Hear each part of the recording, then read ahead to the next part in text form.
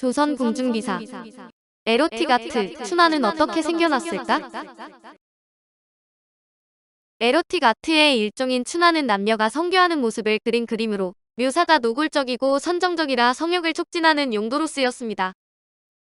글자 그대로 해석하면 봄꽃이라는 뜻인데 성관계를 은유적으로 표현한 것으로 춘하라는 말은 기원전 2세기경 중국 한나라에서 처음 생겨났습니다. 과거에는 성관계를 구름과 비가 만나는 즐거움이란 뜻으로 우느질하게 빗대어 춘하를 우누도라고도 했지만 대부분의 경우에는 춘궁화라고 불렀습니다.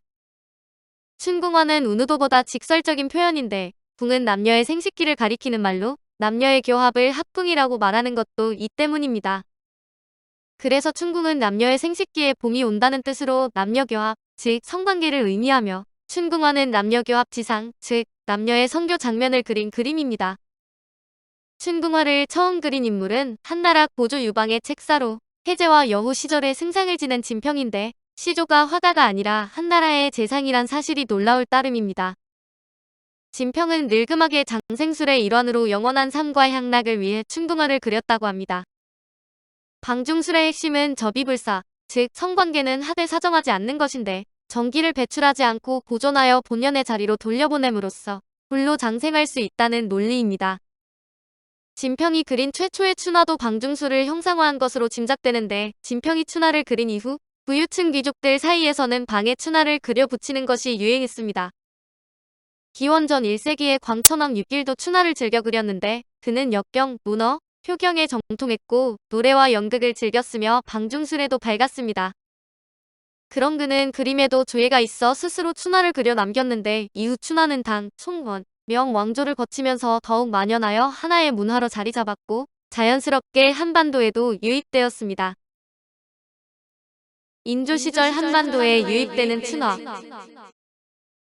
중국에서는 도교가 유행한 당나라 때부터 춘화가 본격적으로 발전하기 시작했는데 당나라 시내에는 기방에서 머리맡에 두는 병풍용으로 춘화를 제작했고 그 중에는 유물로 남아있는 것들도 많습니다. 신라시대의 유물로 춘화가 발견되지 않았지만 남녀의 성교를 묘사한 토우는 다양하게 남아있는데 성적으로 매우 자유분방한 신라의 춘화가 없는 것은 종이나 안료가 귀했기 때문일 것입니다. 그 후 고려 말에 몽골풍의 춘화가 크게 유행했는데 원나라의 지배 속에 유입된 것으로 보이며 종이가 아니라 도자기나 거울 뒤에 그려진 것들이었고 춘화와 유사한 것이 처음으로 유입된 시기는 인조되었습니다. 인조실록 5권 인조 2년 3월 15일 기사 첫 번째 기사 1624년명 천계 4년 모도독이 차관 모유준 등을 보내 역적 일괄의 난을 평정한 것을 축하하다. 모도독이 차관 모유준 등을 보내어 역적 일괄을 평정한 것을 경화하고 능단 등의 물건 40가지를 보냈다. 그 중에 춘이라는 물건이 있는데 상하로 나체의 여인을 조각하여 만든 것이었다. 승지 권진기가 그의 버릇없고 무례한 것을 말하자 차관에게 돌려보냈다. 모도독은 당시 가도를 점령하고 있던 명나라 장수 모문룡인데 이괄의 난 평정 축하로 왕실에 보낸 물건 중에 상하로 만든 나체 여인상이 있어 승지 권진기가 화내며 돌려보냈다는 내용입니다. 춘화에 관한 기록은 숙종대에 다시 등장하는데 청나라에서 은밀히 유입된 도자기 중 춘화가 그려진 물건들이 발각된 것입니다. 18세기에 이르면 조선에서도 춘화가 크게 유행해 도화서에 소속된 화원들까지 춘화를 제작했고 진위 논란이 있지만 그 중에는 김홍도와 신윤복의 작품으로 알려진 것들도 있습니다. 중국이나 일본의 춘화가 음란성을 지나치게 강조한 것에 비해 조선의 춘화에는 서정의 미학과 사회 풍자적인 요소까지 가미되어 있는 덕분에 조선의 춘화는 예술품으로 승화되었습니다.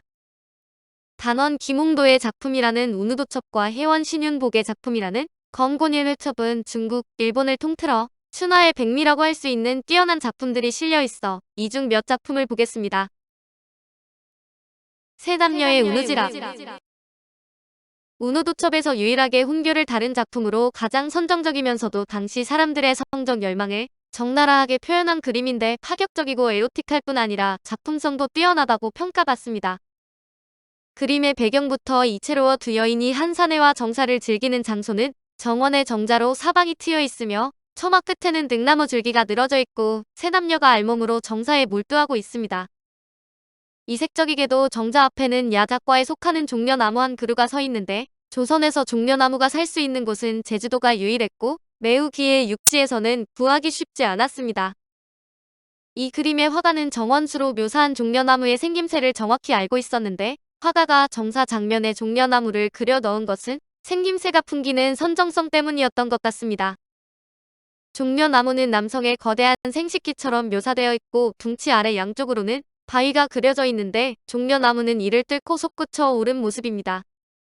그림의 핵심인 정사 장면을 보면 우선 여자 둘이 눈에 들어오는데 한 여자는 베개를 베고 누워 오른쪽 무릎은 세우고 왼쪽 무릎으로는 다른 여자의 허리를 감았는데 음부를 완전히 드러냈습니다. 여자의 오른팔은 가슴 아래에 놓여 있고 왼팔로 다른 여자의 등을 감싸 안았고 그 여자는 아랫도리는 벗은 채로 엎드린 자세를 취합니다.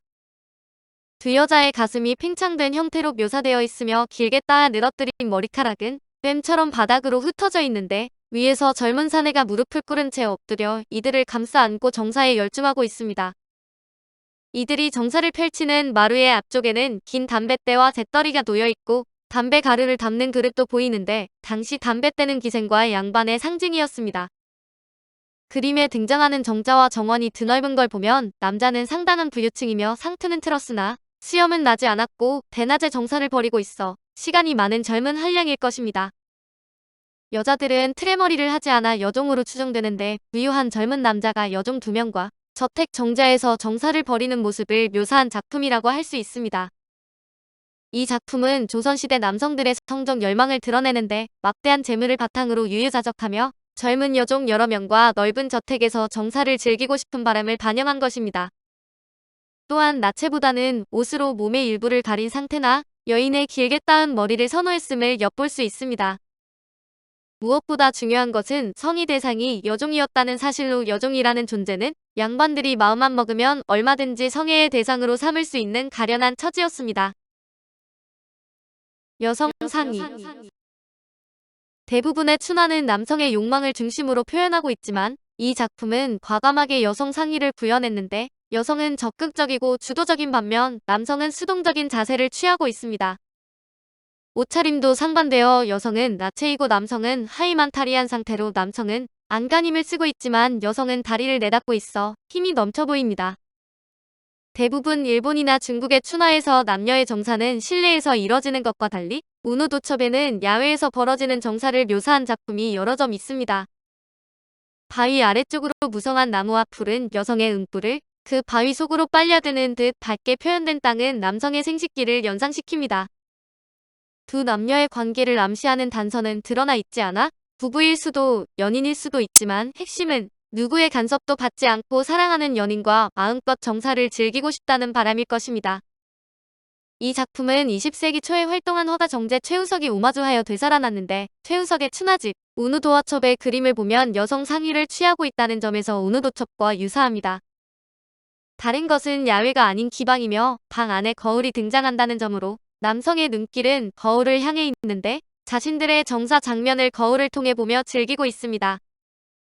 또한 방 바깥에서 훔쳐보는 여인이 등장하는데 여인은 정사를 지켜보다 흥분했는지 가슴을 스스로 애무하고 있는데 재미있는 사실은 이 여인이 건곤일 회첩에도 등장한다는 것입니다.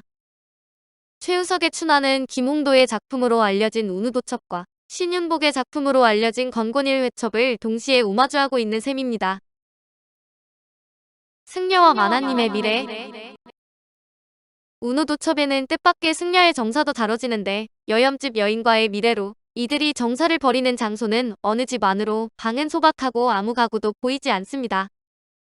남자가 승려라고 확언할 수 있는 이유는 벗어 던진 장삼과 속락 때문인데 속락은 승려들이 쓰고 다닌 모자로 비구승의 상징으로 비구승은 바지는 반쯤 내린 채 꿇어앉은 자세로 정사에 몰입하고 있습니다.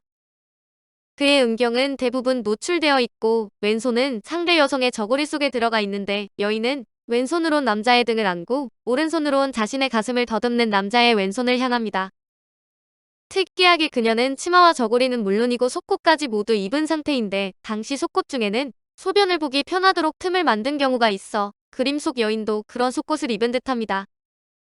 두 남녀는 급하면서도 조심스러워 남자는 바지춤을 내리고 여자는 옷을 입은 채로 정사를 벌이는데 작품의 앞권은 중년의 승려를 따라온 젊은 승려가 문에 내린 발을 살짝 들쳐 정사를 훔쳐보고 있는 것입니다. 젊은 승려의 존재는 그림의 선정성을 배가하는 역할을 하는데 본인이 훔쳐보거나 누군가가 훔쳐보는 가운데 정사를 벌이는 것도 당시의 성적 열망 중 하나였던 셈입니다. 건곤일 회첩은 이 작품도 오마주하여 재탄생시켰는데 건곤일 회첩에 실린 작품은 승려와 부인네가 정사를 벌이기 직전의 전이 장면을 묘사합니다. 여인은 누워있는 승려의 음경을 오른손으로 애무하고 있는데 그녀가 손에 쥔 승려의 음경은 터질 듯이 팽창했고 승려의 눈빛은 금세라도 그녀를 탐할 듯합니다. 승려를 바라보는 여인의 눈빛은 욕정에 젖어 있는데 이를 증명하듯 왼손은 자신의 고쟁이 속을 파고들고 있어 이 그림의 전희는 문우도첩의 정사보다 훨씬 농염합니다. 신윤복의 풍속화에도 여인과 승려의 간통 흔적이 남아있어 신윤복의 작품에는 트레머리를 한 여인이 담벼락에 기대 누군가를 기다리는 모습을 그린 것이 있는데 치마 뒤에 감춰진 손에는 송락이 들려 있습니다. 여인이 기다리는 사람이 승려라는 의미로 서민들의 일상을 담은 풍속화에서도 승려를 애타게 기다리는 여인을 묘사할 정도였으니 승려와 여염집 부인의 정사가 사실 누군의 상상은 아닐 것입니다.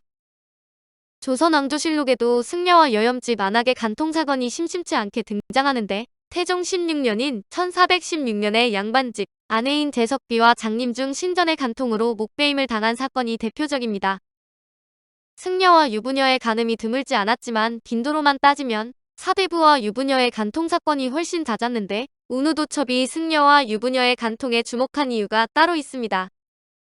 그것은 금지된 사랑을 드러내려던 것으로 승려는 불교 율법에 따라 성관계가 금지되어 있고 유부녀에게는 남편이 아닌 다른 사내와의 동침이 금기였습니다. 운우도첩의 춘하는 이들의 금지된 사랑을 그려냄으로써 인간의 정욕은 어떤 것으로도 막을 수 없다고 항변하는 셈입니다. 계곡에는 봄이 완연하고 운우도첩의 춘하도 중 가장 널리 알려진 작품인데 그림 속 남녀는 한적한 계곡의 풀밭에서 정사를 즐기고 있습니다. 남성은 상투를 틀었지만 아직 수염은 나지 않아 관례를 간 마친 젊은이고 여성은 물고 있는 긴 담뱃대로 트레머리를 아름답게 올린 기생임을 알 수 있습니다. 두 사람 모두 엉덩이를 살짝 드러내고 앉은 채 정사를 나누는데 남자의 손은 여자의 고쟁이 안으로 사라져 보이지 않고 남자의 배와 가슴은 여자의 둔부와 허리에 밀착되어 있습니다. 남자의 얼굴은 여자의 등에 달라붙어 왼쪽으로 고개를 돌린 채 감흥에 젖어 있지만 여자의 얼굴은 의외로 무덤덤한데 심지어 담배를 피우는 여유를 부리고 있습니다. 봄이 되면 꽃이 피듯 두 남녀의 정사도 자연의 한 장면같이 자연스러워 신선 노름이 따로 없다고 말하는 듯합니다. 건곤일 회첩에도 이 작품을 오마주한 그림이 실려 있는데 체위는 비슷하지만 정사를 벌이는 장소가 다릅니다. 운우도첩의 후젓한 계곡은 건곤일 회첩에서 잘 꾸며진 방으로 탈바꿈했는데 그간의 세월을 반영하듯 젊은 선비는 중년의 선비로 젊은 기생은 중년의 기생으로 바뀌었습니다. 방 한 구석에는 금붕어가 놀고 있는 어항이 등장하고 기생의 공방대 앞에는 화로가 놓여 있는데 두 남녀는 차양을 침방에 앉아 정사를 즐기고 있습니다. 나이가 들기는 했지만 남자는 여전히 화물병에 빠져 있고 여인 역시 공방대를 길게 들이우고 노련하게 담배를 피우고 있습니다. 그녀의 표정은 젊은 시절과 마찬가지로 무덤덤한데 그렇게 계곡의 신선 노름은 세월을 건너 방으로 옮겨져 마치 늘 벌어지는 일상처럼 지속되고 있었습니다. 노인의 씁쓸한 욕망, 추화도. 운우도첩에서 가장 인상적인 작품은 노인의 씁쓸한 욕망을 담은 그림인데 왠지 모르게 해학적인 동시에 안쓰러운 느낌이 드는 작품입니다. 그림에는 트레머리를 한 초로의 여인과 머리가 벗겨지고 허리가 꼬부라진 노인이 등장하는데 남자는 왼손으로 축 늘어진 음경을 붙잡고 오른손으로 마루를 짚고 있습니다.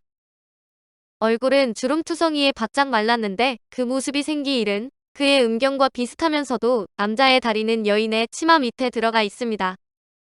늙고 꼬부라져 정기를 상실했지만 그래도 욕정은 남아있는 늙은 남자의 모습을 적나라하게 표현했는데 초로의 여인은 치마와 저고리를 모두 입고 앉아 있습니다.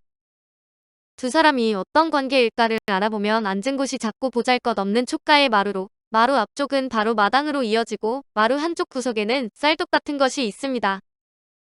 지붕을 받치는 기둥에는 쟁기가 세워져 있고 마당 한쪽에는 3개의 옹기가 있는데 옹기가 꽤 큰 걸 보면 물독이나 술독으로 보입니다. 그림 속 장소는 낡은 주막일 가능성이 큰데 이 그림은 마을의 노인이 농사일을 하고 돌아오다 주막에 들러 늙은 주모를 상대로 성욕을 채우려는 모습을 그린 듯합니다. 그림에는 어떤 성적 열망도 찾아볼 수 없고 쓸쓸함만 느껴져 이 작품은 춘화도가 아니라 추화도, 즉 인간의 씁쓸한 노년을 표현한 그림이라고 해도 무방할 것입니다. 건곤일 회첩에는 이 그림을 오마주한 작품이 수록되어 있는데 노인의 안쓰럽고 서글픈 정욕을 풍자적으로 표현한 그림입니다. 늙은 주모 대신 젊은 여종이, 늙은 농부 대신 늙은 양반이 등장하며 정사의 장소도 허름한 주막이 아닌 책을 쌓아둔 사랑방으로 변모했습니다. 누워있는 젊은 여인은 부끄러운 듯 손으로 입을 가리고 웃음을 참지 못하고 있지만 노인의 표정은 너무 절실한데 남자는 그녀의 애액을 받아 회춘하고 싶지만 여종에게는 그 모습이 웃기기만 합니다. 작품은 늙은 남자의 안타까운 얼굴과 웃음 가득한 젊은 여자의 얼굴이 대비를 이루며 보는 사람의 동정심과 웃음을 동시에 유발합니다. 젊은 여종의 표정은 너무 밝아 오히려 서글픔을 불러일으키는데 여종은 늙은 주인과의 부적절한 관계가 이미 익숙해진 듯합니다. 오늘 조선 공중비사는 에로틱 아트 춘화는 어떻게 생겨났을까? 였습니다.